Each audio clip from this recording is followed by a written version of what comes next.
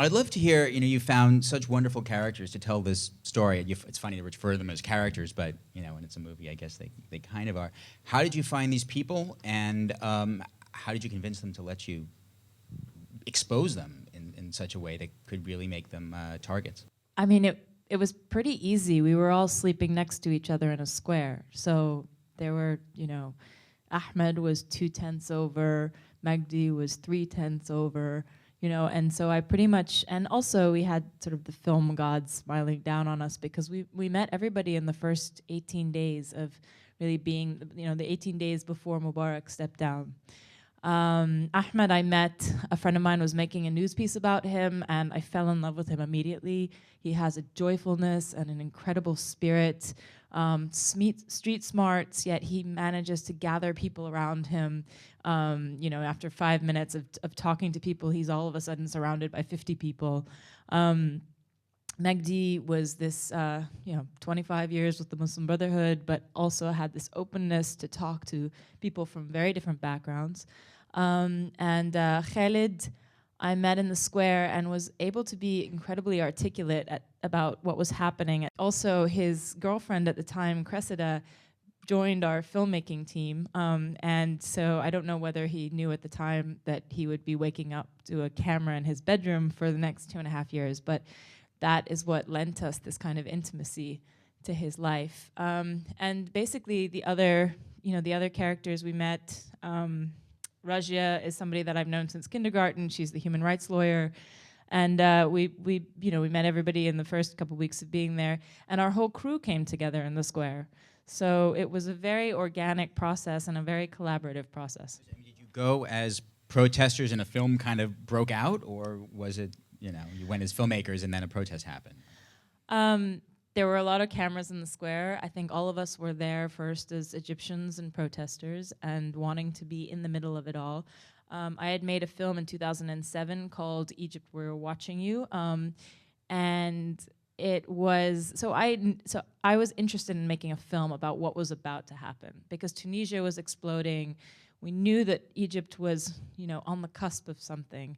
And so I had made an effort to be there with cameras, and I love to experience things that are very moving and things I don't understand, and through a film, through making a film about the events. Of Magdi, what a find he was, to have this sort of access to someone who's a member of the Muslim Brotherhood, which plays such a role, but someone who can be a mediator between different points of view. Do you know where he is now? And yeah, I talked to him last night. Actually, he's looking for a job. He's an electrician.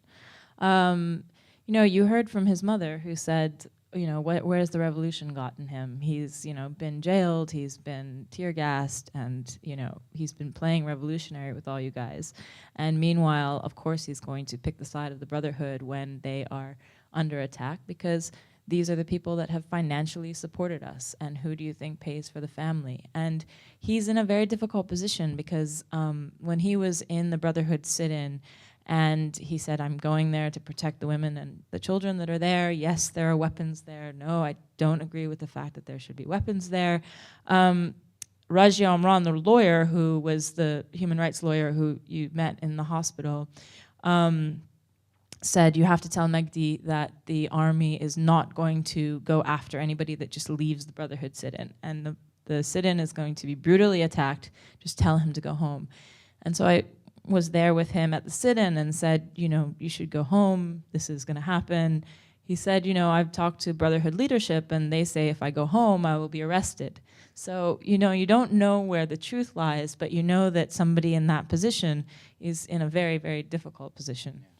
It's funny, a documentary can get inside an event in a way you don't necessarily see in news reports, news stories. You stay with people, you're given kind of an access. What aspect of this whole story do you think is least propagated through the media, or do we just don't have access to that, even maybe you couldn't even successfully bring to the fore in a documentary? What's being missed?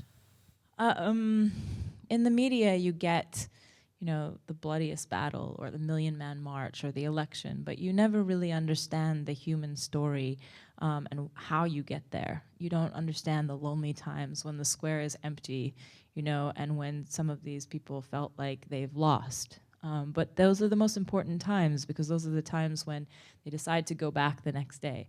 Nobody sees the Martin Luther King or the Gandhi or the Nelson Mandela when they are totally alone. And it's lonely being at the forefront of change and pushing for things that the rest of the country, when the rest of the country is not there with you yet. But it is only the dedicated few that have been able to make change in the world, and that's a universal thing. So we really wanted to look at what it means to fight for something that you believe in, even when it's a very lonely process. So I think that you see that, and after Mubarak stepped down, all of the international news cameras left and went on to other places. So we were the only camera there in the square. And we really knew that we were following a story that we needed to follow when Rami Assam, who was the hero of the revolution on every international news station and on Egyptian news as well, was turning the chants of the revolution into songs of the revolution. And then Mubarak steps down, and 3 weeks later, the square is cleared, he's arrested, brutally tortured in the Egyptian Museum by the military, and there's a complete blackout on this story, and it's not covered anywhere. So this is the kind of thing. We saw another narrative emerging that was not being covered anywhere. And currently, we're in a very divided time in Egypt where, it's either you're with the Brotherhood or you're with the army. And this kind of story right now, I think, is so important to be shown widely across Egypt. It's currently in censorship, but the kind of support that it's been getting in the U.S. is so important to us, because it's making it very difficult for the authorities in Egypt to ignore it and to censor it. Actually, you think it will be available online in some way that they can't prevent? Yeah, I mean, look at what happened with the revolution. Everything ends up online. So we're hoping, we know that we can get a bigger audience if it passes censorship. So we're still holding out for that. We're still pushing for that. But if it doesn't pass censorship, we have our partners with blow-up screens, and it'll, emerge on the streets of Cairo that way. The revolution will not be televised, but it might be streamed, is what we're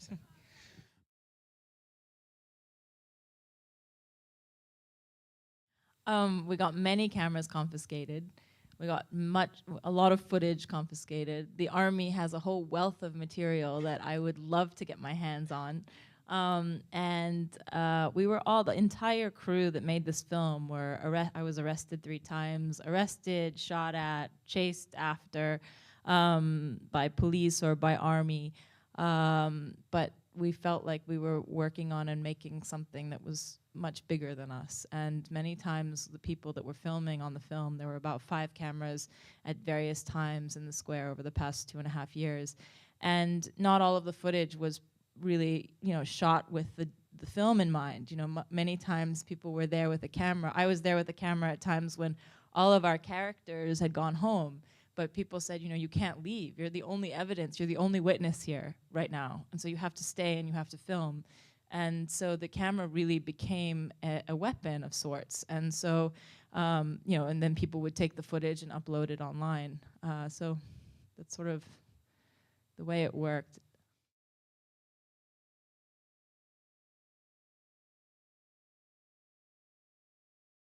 We wanted to make it for both. And actually, there are many people in Egypt that were not a part of the activities of the square that, seeing the film, they're seeing a lot of this for the first time.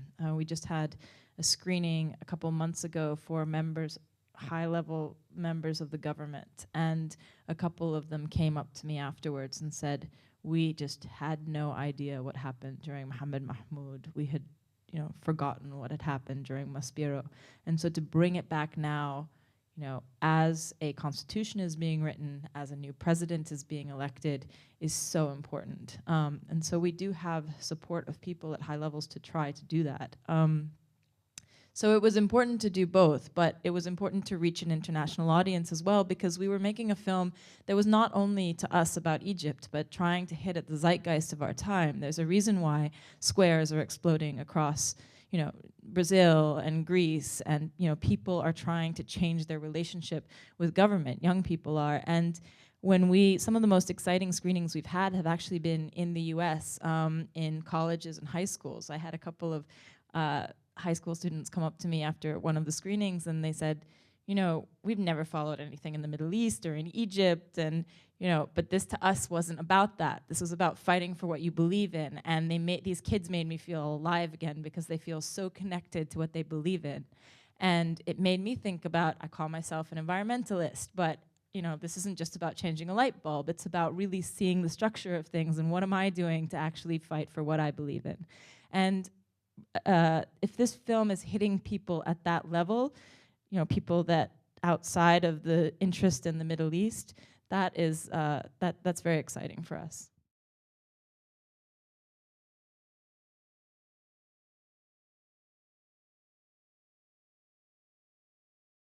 I've asked this question to all of our characters, and Ahmed, Khalid, Magdi, and each one of them said, we will never go back to how things were before Mubarak, before January 2011, before Mubarak stepped down. And that's because there is a consciousness that has changed. And you look at, it's what Ahmed says at the end of the film. I mean, look at kids in the streets and the songs that they're singing, and that protest is okay and questioning your government is okay. I grew up about 10 minutes away from Tahrir, and I grew up in a country where emergency law was in place, where it's forbidden to gather more than 3 people at a time talking about politics. And yet the squares have been filled and continue to be filled with marches every Friday of people expressing their desire for change. We are going through a very dark time in Egypt right now, but I am deeply optimistic because of the staying power of this movement, and the fact that this sort of happens in waves and people keep holding governments accountable. And I think that that's what the film ends up being about, is that it doesn't matter whether the face of your government that is, not listening to the will of the people, whether the face is Mubarak or the military or the Muslim Brotherhood. It's about how do you continue to hold government accountable. And even though there are depressing moments and it goes up and down, talking to each one of them, they're continuing to fight, they're continuing to be in the streets, they're continuing to express their views, and that's a changed situation. And I always think to any movement around the world, think about the civil rights movement. And people are still fighting for some of the changes that they were fighting for during the civil rights movement. But we'd never look at the civil rights movement and say that was a failure. But there was a kind of consciousness that was changed. Nobody would go back to the way things were before or think in the same way that they did before the civil rights movement. And the same thing is happening in Egypt and is still happening. The other thing to think about is the demographic of the country. It's something like 70% of the country is under 40. So these ideas that are coming up and are in Egypt's consciousness and spread and looked at in different places around the Middle East, and this is the same demographic in all of these countries in the Arab Spring, there's going to be a new generation that has been raised on these ideas. And I think that's a place to look optimistically. How much is this an urban movement? I mean, Egypt is a very large country with a large population. It's not monolithic, obviously. How is it spreading, and where is it localized? What was happening in the square was, widely televised. I mean, people were very much aware of what was happening. And during the sort of big protest movements, January 25th, and then again on June 30th, we're talking about different places around Egypt. Now, of course, it's going to be more centralized in the cities. But again, it doesn't take 80 million people to change a country. It takes a dedicated few to keep pushing against the system.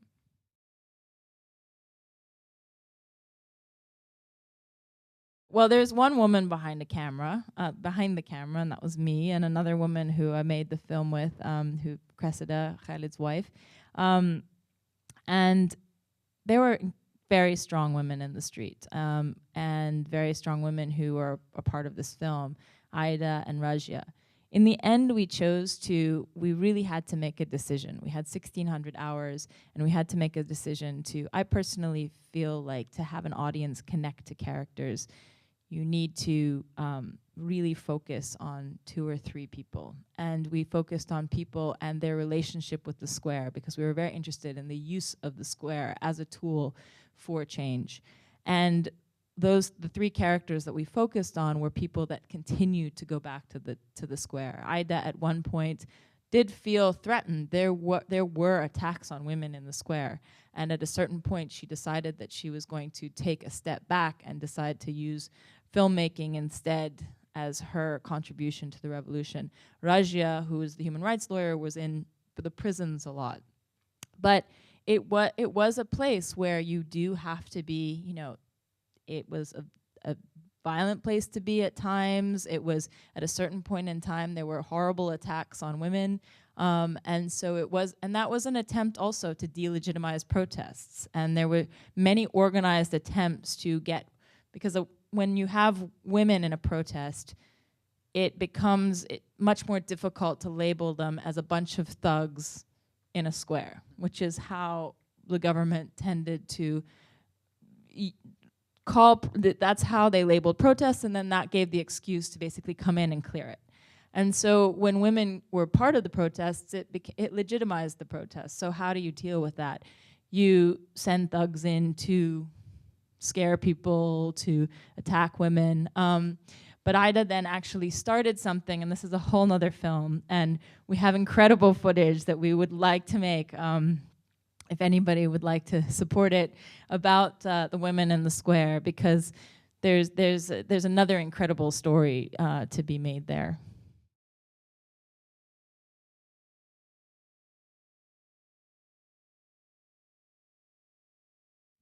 I wasn't objective at all. I was very biased towards my characters and the characters' stories, and I don't think that I don't think that being removed from the situation made me a better filmmaker, or I think being closer to the situation made me a better filmmaker, because my goal was to try to allow people to have the experience of being in the middle of revolution, and to give people that emotional experience, to feel what it was like to be Ahmed, to be Megdi, trying to make decisions, to have you all watch this film and feel like you've lived through the last 2.5 years, and you may be exhausted and feel like going to sleep now, but if that's the case, then it's been successful.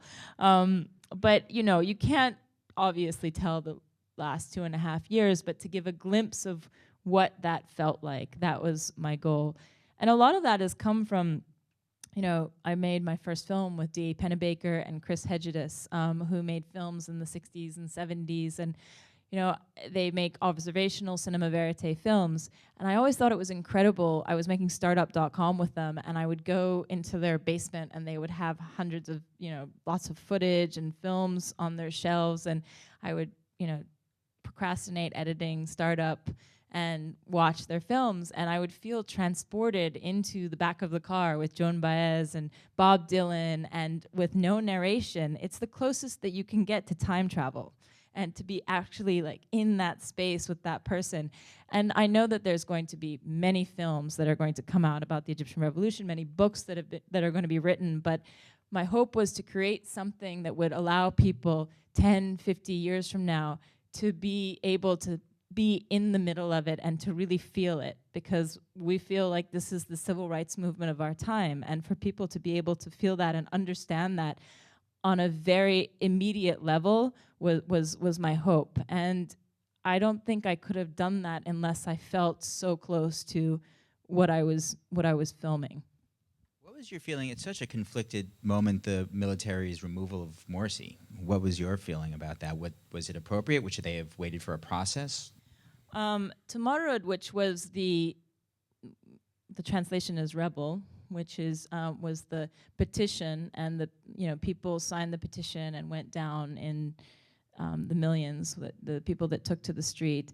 The call was for early elections. So when millions of people came down to the street, And they came down to the street, you know, and this is a bit of a misperception, I think, in the United States, because, you know, I think the perception here generally from when I've talked to people has been like, you elected a president and then you removed the president a year later. That's not how democracy works. What are you guys thinking? But what had happened was Morsi had used the tools of democracy to try to establish another dictatorship. He had tailored the constitution to the goals of the Brotherhood, and really sidelined all these other groups. I believe that if we had had the tools to impeach him, he would have been impeached. But we don't have those tools. We don't have that system set up. So the only way for people to express themselves was through the street. And as you saw in the film, a third of the country came down. Imagine if a third of the country of the United States came down. It was a massive people's movement, bigger than anything I had ever seen. So then the next question comes, how do you actually get rid of a president that has people with weapons in sit-ins in the city? It was necessary for the army to come in and take a role in this. What happened afterwards in terms of the massacre that happened at the Brotherhood sit-in was something that I think many of us felt, the extent of that, I think many of us felt very, very shocked by. It was a massacre, it was wrong. However, I think that the demand to remove Morsi and the army's reaction, you saw Ahmed's reaction to that. He felt like that was the only way that Morsi was going to be removed. And many people in Egypt saw Egypt as becoming another Iran, and felt like we were going down that pathway. So no, it's not ideal, but the question is, how could it have happened otherwise?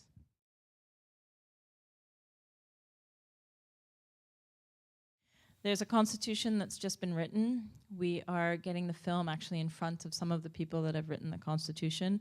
That constitution is being voted on, and there's going to be presidential elections in the coming 6 months, I think that they've said, after the constitution is voted on. And so, you know, that's where we are in Egypt. Is the constitution, I believe personally that the constitution is an improvement on the Brotherhood constitution. I think that it has a long way to go. There are many problems with it. People can still be tried, civilians can still be tried by the military. Film-wise, we are trying to get the film shown as widely as possible in Egypt, but it's currently in censorship. There's protests in the square. 3 weeks ago, there was a massive protest against the protest law. And there are marches that Megdi tells me about that he's a part of, which are Brotherhood marches that happen on many Fridays. So there isn't a complete silencing to what's going on. The country is still in transition, but there's a long way to go.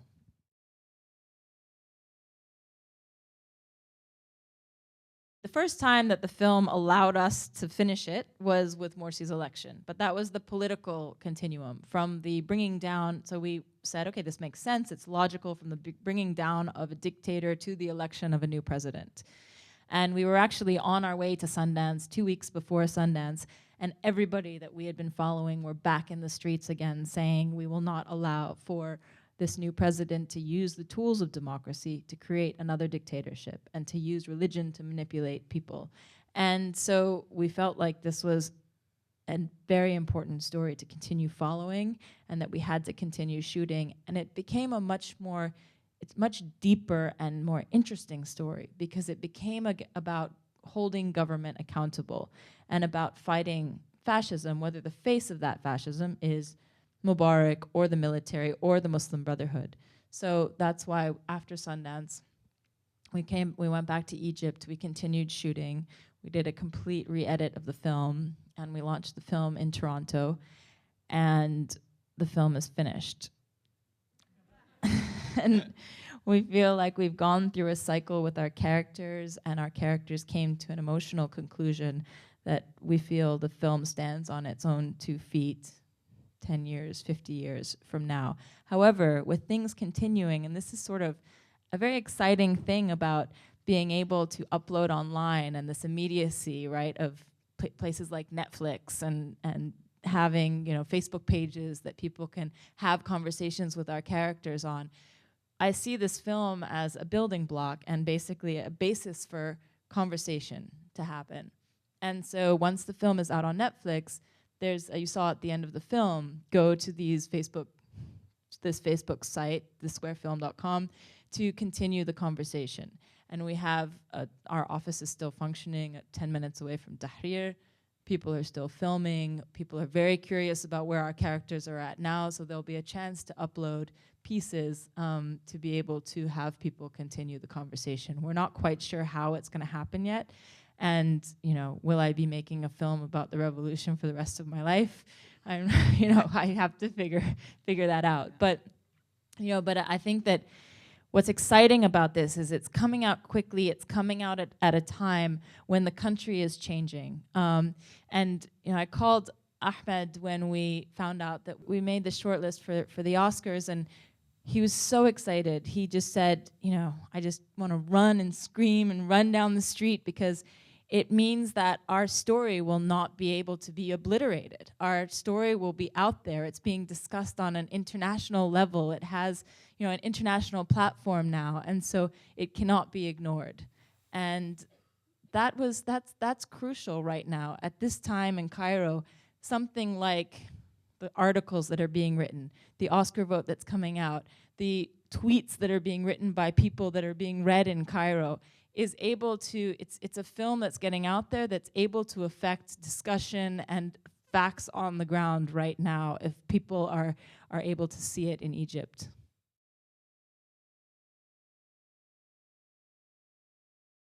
As I said, everybody was in the square. Everybody who made this film came together in the square, so they were there anyway. It's not, you couldn't hire people to come on to this project because you never would want to put somebody in that risky position. At the same time, personally, when you're surrounded by people that are putting everything on the line for what they believe in, and you know that if they're arrested, they could spend the rest of their lives in prison, and have a lot more to lose than I do by being there. It gives you an incredible power and inspiration, and it propels you to keep going, because you feel like this is something that you're documenting that is, is crucial to get out there. So there's a kind of fear that disappears. At the same time, I was surrounded by people like Ahmed who were unbelievable. I mean, the army would come in, we would get crushed into a corner, the tear gas would be everywhere, it would be completely dark, you couldn't see anything, and out of nowhere there would be a hand that would come grab me, and my name would be yelled, and it would be Ahmed pulling me out of the crowd. And so, we were working with some incredible people that you just felt safe with.